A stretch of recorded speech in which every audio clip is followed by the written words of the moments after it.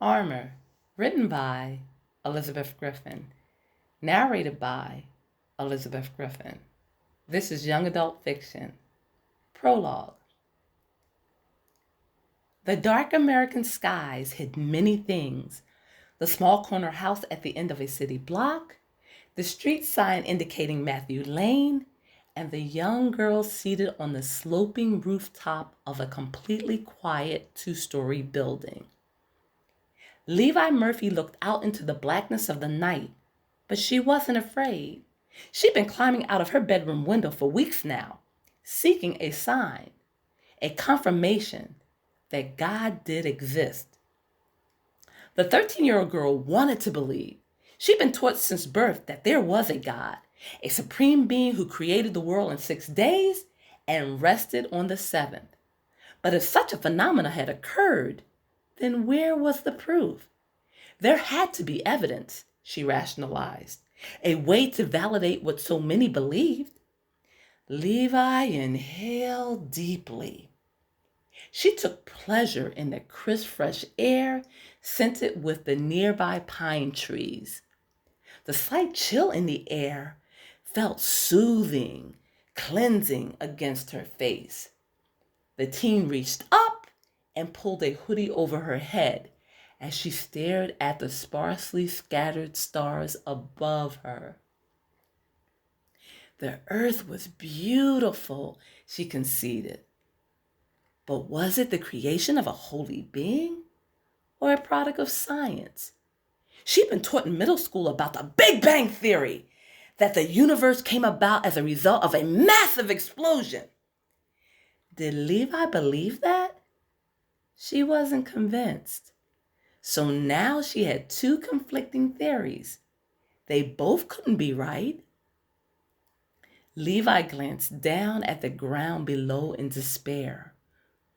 Was she being irrational? Did she expect too much?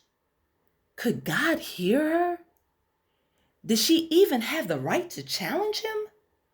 She wasn't sure, but she needed more than the word of her parents. She needed more than scriptures written millions of years ago. She needed evidence, a real sign.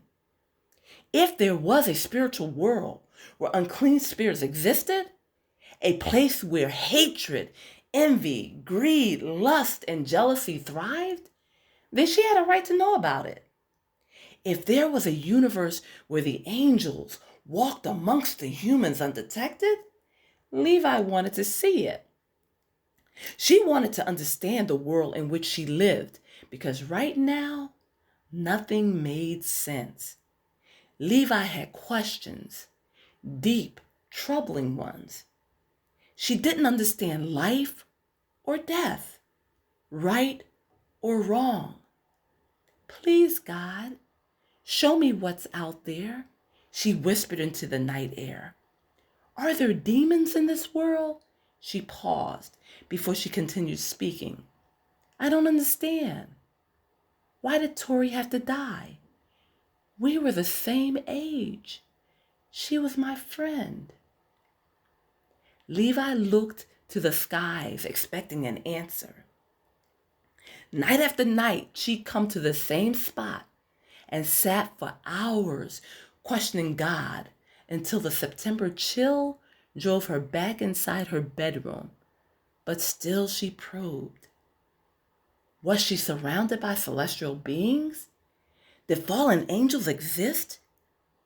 Were there legions of evil spirits roaming the earth, seeking to destroy mankind? To destroy her?